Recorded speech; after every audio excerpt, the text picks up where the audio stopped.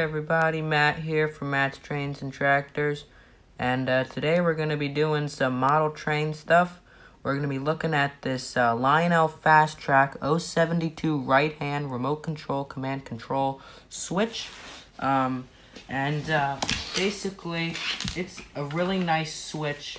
It's definitely worth the price. I believe it's somewhere around $100 or like $115. And it was just fresh out of the box. You know, I've had it for a little while now, and I wanted to get it out because I'm actually adding a new siding to the diesel yard. Let me show you what's going on here at the diesel yard.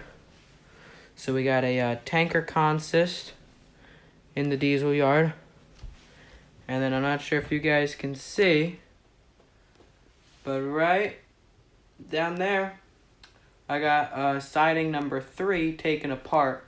I'm planning on adding a switch. Oh, sorry about that. I plan on adding a switch right there.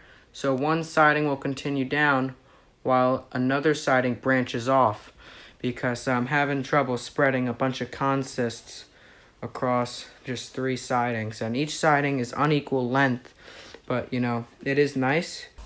Alrighty, so basically what we're going to be doing in this video is we're going to be detaching this black separate switcher, and all this does is it just throws the switch. So if you flick the switch one way, well, of course it has to be connected to power, then the switch will switch, but looks like it's not switching right now, probably because probably needs power right now. So I don't want to break it because that would be a shame. This is right out of the box. And it comes with 2 extra tracks right here. If you're wondering what the wire does, that's bridges the power, because the middle rail, that's the one that carries the power. That's why the pickup rollers on all of the engines are in the middle. So that's where it picks up the power. Now, if you were to take out this wire, it wouldn't bridge the power, because if you see, it's taking the power from one end of the middle rail and bringing it all the way to the other end. And it's bringing it around this little split in the track right there. And that's a break point, so if you were to take the wire out, you wouldn't get any power. So basically I'm just going to show you guys how to take this black wire off, and I'm also going to show you how to program this switch, and that involves pressing the secret black button right there. Okay, so step 1 of this video, grab your switch track and make sure nothing's broken, because that would be a shame if something were to break. And anyways, then you're going to want to grab a, doesn't necessarily have to be a package, but right now I'm just going to use these nice Stanley screwdrivers. And what you're going to want is you're going to want the smallest, it's basically the smallest flathead you can find. So as you can see, we have Phillips head from here to here, and then we have flathead from here on down, and then we have some weird circular thing right there. But let me show you the bottom of the switch. Always pick up your switch by the actual switch, and don't pick it up by the cable, or else you could break it, and you don't want to drop your switch, because it's completely worth the price. It is built very nicely. So as you can see right here, we have 1, 2, 3, 4, 5, 6, 7, 8 individual flatheads, little screws. And what that's doing is it's basically just securing the power connection from these individually colored wires, and that's just delivering power to the switch, and that's basically giving it the ability to make this black switch here switch the switch. So we're gonna say switch a lot today. But anyway, what you'll want to do is take your 2 smallest flatheads. I got a small flathead right here. I have another small flathead right here. So this one, the one on the left is smaller than the one on the right, but looks like it's going to do just fine. And because the other one's a little bigger, we'll get a little more leverage. So I'm going to go with the bigger one. And let's see, that The bigger one goes in this slot right here, and that is the 2.0 millimeter flathead, in case you're wondering.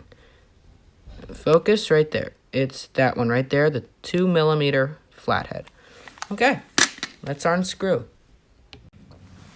So, I'm going to be honest with you guys. This is a fairly simple task.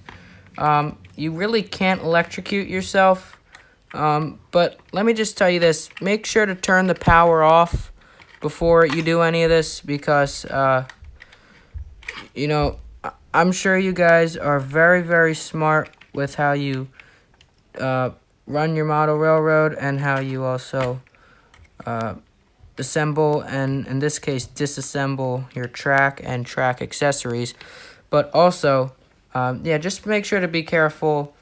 And I'm also going to make a video one day of how to switch the lantern post. Because if you didn't know, let's say you had a post right where you wanted to put the switch track. This lantern post can actually switch to this side. It does require a lot of work, and I'm not planning on making that video anytime soon. I'm planning on reviewing an engine pretty soon. I'm not going to say which engine it is. But I just unscrewed the yellow wire right here. Now, notice how I didn't unscrew the screw all the way. Because if you unscrew that guy, right? If you unscrew that guy all the way, then you're probably going to lose it because it's very, very small. And also, you don't need to unscrew it all the way. You just need to loosen it to the point where you can just slip the wire out like so. And then screw it back in. Remember, lefty-loosey, righty-tighty, and that's in most cases. All right, so 2 down, 2 more to go.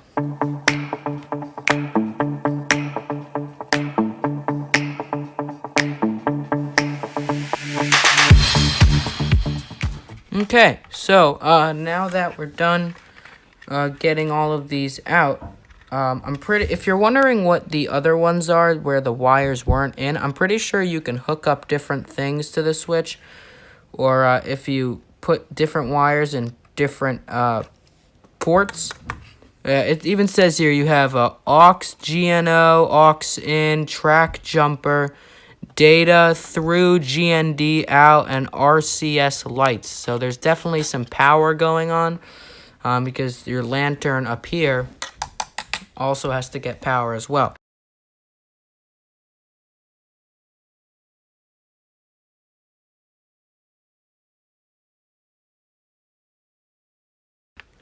Now remember, it doesn't need to come out all the way. And that's out. And of course it did just come out all the way. So I'm going to try and put that back in right now.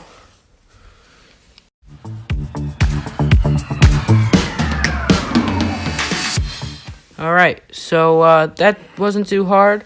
Yep, that wasn't too hard. And also, if you want to change the position of your black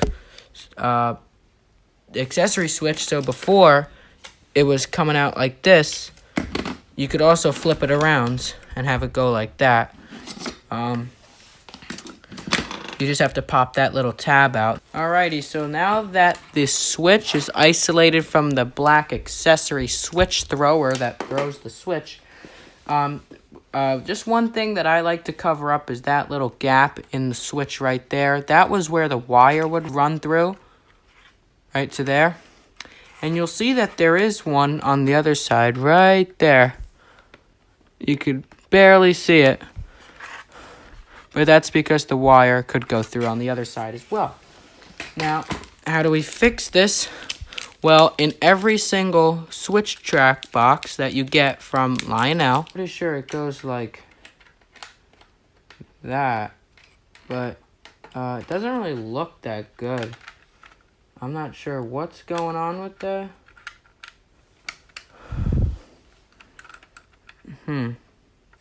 Might have to cut part, but I don't want to cut it because you never know if you're going to need it for another part or not. But anyway, you can try and like kind of put it in as much as you can. It doesn't look the worst, but it doesn't look the best either. Honestly, I think it looked better with this. Now, it's not like anyone's going to be seeing that part of the track because it's going to be facing the other way. I just wanted to show you guys how you would do that because most people are just going to be seeing this part. All right, now let's go put it on the track, and I'll show you guys how to program the switch. All right, this is siding 3. All right, if you guys haven't seen the layout update, you'll see the update where I tell you guys that I added a third siding. Well, guess what? Found another switch, so we're adding another one.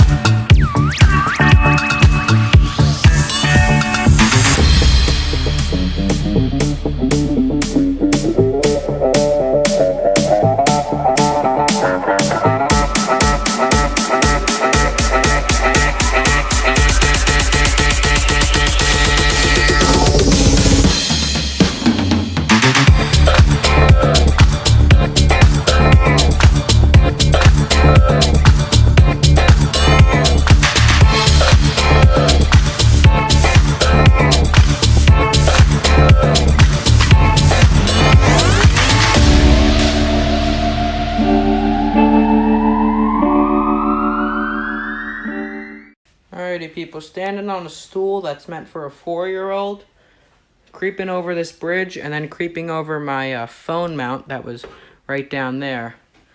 Now getting back up on that chair. And it was a little tough, so I just decided to stop recording, put the stand off for a little bit. And now we have this.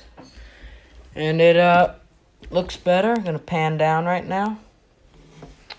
And yeah, so what we're going to do is going to get some curves.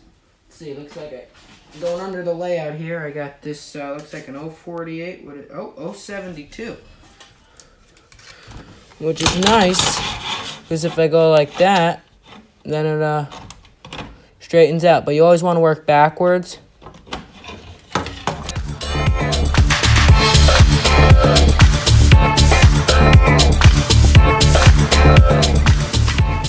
It is. And there's a fork in the road, but it's exciting. Oh. Say what? Well, boys, and if there's any girls watching, this is what the siding or the yard looks like right now.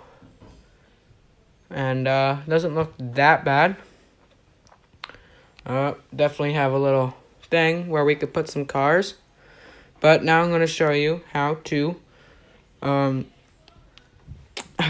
the switch. All right, just to show you, that's a command control switch. You're going to go to your cab 2 or cab 1 remote. It's the top left menu icon. Hit that, and you're going to type in switch 4.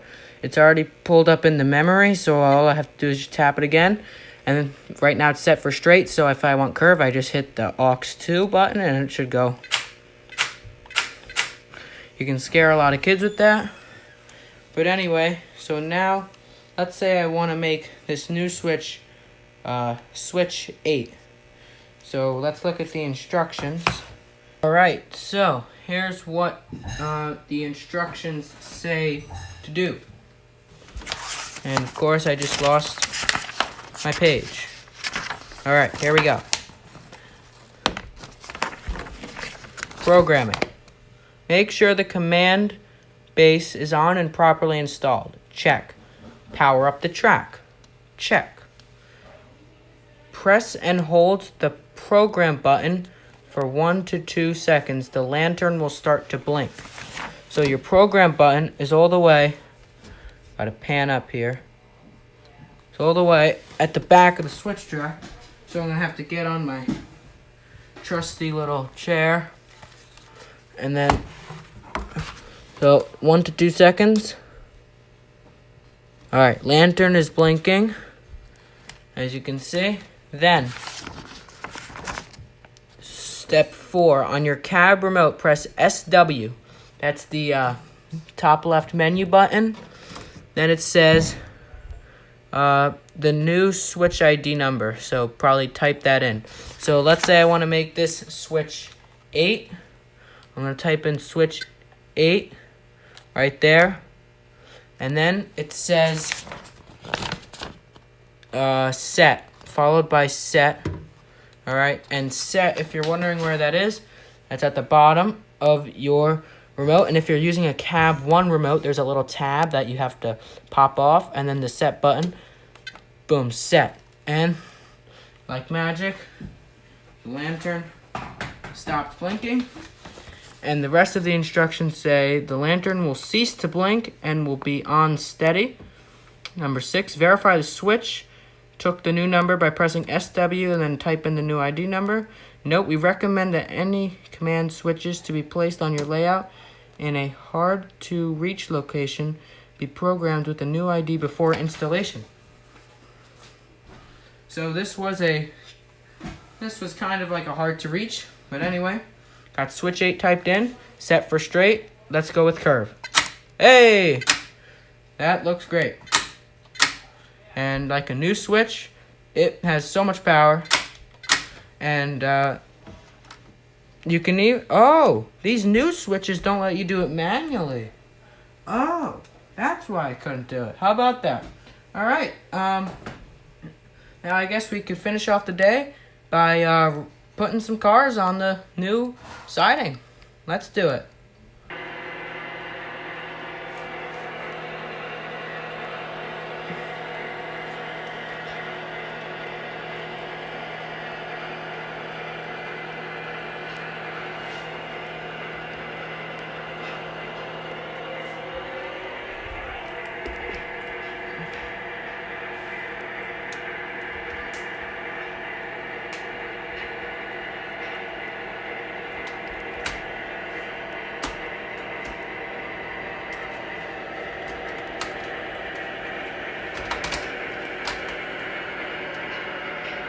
All right, 3, 2, 1.